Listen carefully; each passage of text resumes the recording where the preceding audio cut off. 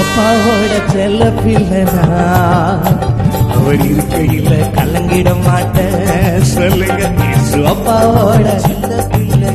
அவா அவர் இருக்கையில கலங்கிட மாட்டேன்.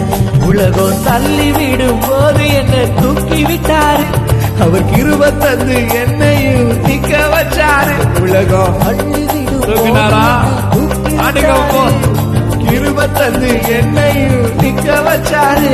அவர் கிருபையால இன்னும் வாழுவேன். அவர் செய்த நன்மையை பார்த்தா பாடுவேன். அவர் கிருபையால இன்னும் வாழுவேன். அவர் செய்த நன்மையை பார்த்தா பாடுவேன்.